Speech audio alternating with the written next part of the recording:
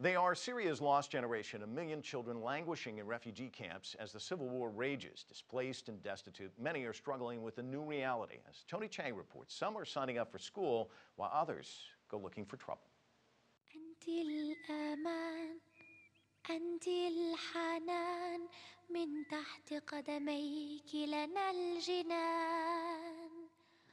The refugee camps along the Syrian border are filled with children.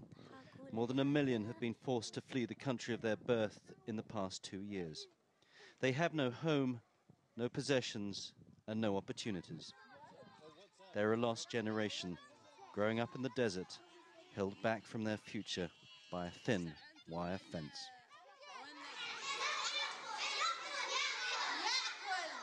Things are starting to change. It's a new term at a new school in Zatari refugee camp, and the children are clearly excited to be back in class. Crammed in, there aren't desks or seats for everyone. They only have enough resources to educate half of the camp's children. The numbers are increasing day by day. Since last year, it's changed dramatically. Earlier this year, parents weren't even sending their kids to fill the few places available. They thought they'd be going home in months. Now they're preparing to live here for years. They completely changed the whole idea of getting their kids in the school after they knew that the certificates are recognized wherever they go. Volunteers fill backpacks with textbooks to hand out to the new students.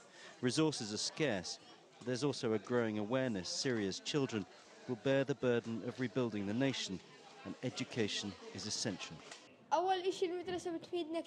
We come to school every day because we know it will make a difference in our future. Just like our parents, we will try to rebuild our country and embody the future of our country, Syria. But for most children here, the future is hard to think about when the present is so harsh. Of the 2 million refugees now living outside Syria, 1 million are children. Tens of thousands have been orphaned, injured, or lost family members. And with no end in sight to the conflict inside Syria, this is all they have to look forward to. For many of the children in the camp, school is a luxury they can't afford. Boys are often sent out to work to earn what little they can for the family. Away from their parents' supervision, bad habits set in. Those who aren't working roam the camp in groups. They seem happy and energetic, but they're frantic too.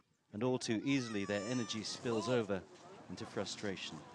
When you have been in an experience where you thought you might die, your neuropathways in your brain flood adrenaline, and especially with little boys, it's often hard for that adrenaline to turn off, and it's not necessarily healthy adrenaline.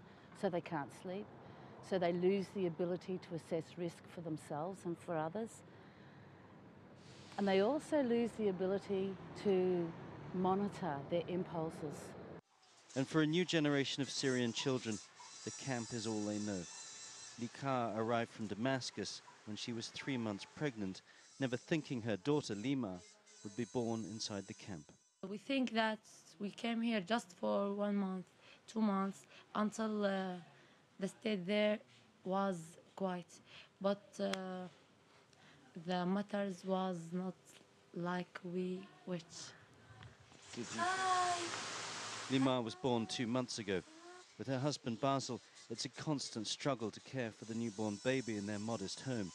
The heat's overbearing, and keeping the dirt out is often impossible. Likar never imagined she'd be looking after a new baby without her own mother's support. I was depressed and I was so sad. My soul is tired because of these things, because my family is far and nobody here can feel her, my mama, place. And I miss them so much, but what to do? No one knows when it'll be safe enough for the family to return. Her daughter and the other Syrian children are caught in limbo, a lost generation with nowhere to call home. Tony Cheng, CCTV, Zatari refugee camp, Jordan.